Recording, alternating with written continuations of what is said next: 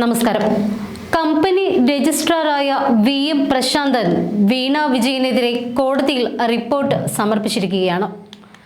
മുഖ്യമന്ത്രി പിണറായി വിജയന്റെ മകൾ വീണ വിജയന്റെ കമ്പനിക്കടക്കം മാസപ്പടി നൽകിയതിൽ CMRL നടത്തിയ അനധികൃത പണമിടപാടിൽ നടന്നിരിക്കുന്നത് പൊതുഖജനാവിൽ നിന്നുള്ള കൊള്ളയാണ് എന്ന് കമ്പനി അന്വേഷണത്തിൽ ബോധ്യമായി. ഈ സാഹചര്യത്തിലാണ് വീണ വിജയനെതിരെ പ്രശാന്തൻ കോടതിയിൽ റിപ്പോർട്ട് നൽകിയത്. അതായത് നാടിന്റെ വികസനത്തിന് ഉപയോഗിക്കേണ്ട പണം മുഖ്യന്റെ കമ്പനിക്കാണ് കൊടുത്തിരിക്കുന്നത്. സീരിയസ് ഫ്രോഡ് ഇൻവെസ്റ്റിഗേഷൻ ഓഫീസ് അന്വേഷണം നടത്തുന്നത് ചോദ്യം ചെയ്തുകൊണ്ട് KCDC നൽകിയ ഹർജിക്കെതിരെ സമർപ്പിച്ച സത്യവാങ്മൂലത്തിലാണ് കമ്പനി രജിസ്ട്രാർ VM പ്രശാന്ത് കോടതിക്ക് ഈ വിശദീകരണം നൽകിയത്.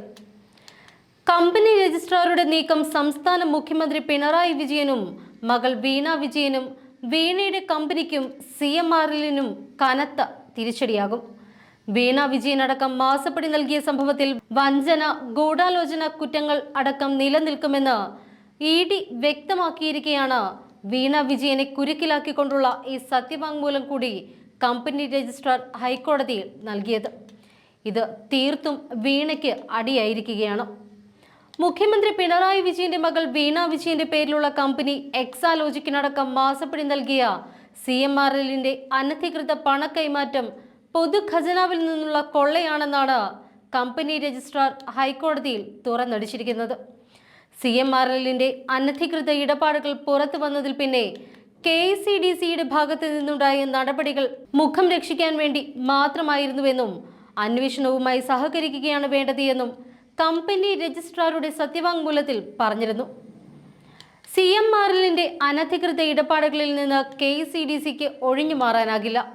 CMRLൽ KCDCക്ക് 13.41% ഓഹരിയും നോമിനി ഡയറക്ടറും ഉള്ളതാണ്. അതുകൊണ്ട് തന്നെ അനധികൃത ഇടപാടുകളിൽ KCDCക്കും ഉത്തരവാദിത്തമുണ്ട്. KCDC ചില വസ്തുതകൾ മറച്ചുവെക്കാൻ ശ്രമിച്ചിട്ടുണ്ട് എന്നും ഇത് സംശയത്തിനിടയാക്കിയെന്നും രജിസ്ട്രാർ കോടതിയെ അറിയിച്ചിട്ടുണ്ട്.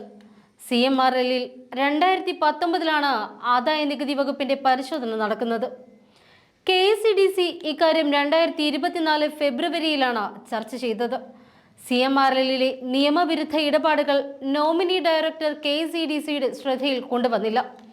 ഇത് കമ്പനിയുടെ സൽകീർത്തിക്ക് മങ്ങലേൽപ്പിച്ചു. KCDCയുടെ ഒളിച്ചോട്ടം അനുവദിക്കാൻ കഴിയുന്നതല്ല എന്നും സത്യവാങ്മൂലത്തിൽ കമ്പനി രജിസ്ട്രാർ പറഞ്ഞിട്ടുണ്ട്. KCDCയോട് പണ ഇടപാടുകൾ സംബന്ധിച്ച് വിശദീകരണം തേടിയപ്പോൾ നൽകാതിരുന്നത് അതീവ ഗൗരവത്തോടെ തന്നെയാണ് കമ്പനി രജിസ്ട്രാർ കാണുന്നത്. KCDC കൃത്യമായ വിശദീകരണം നൽകാത്തതിനാലാണ് SFIO അന്വേഷണത്തിന് ഉത്തരവിട്ടത്. അതേസമയം ലോക്സഭാ തിരഞ്ഞെടുപ്പിനിടെ തണുതുറഞ്ഞു പോയ SFIO അന്വേഷണം അവസാന ഘട്ടത്തിലാണെന്നാണ് പുറത്തുവരുന്ന റിപ്പോർട്ടുകൾ.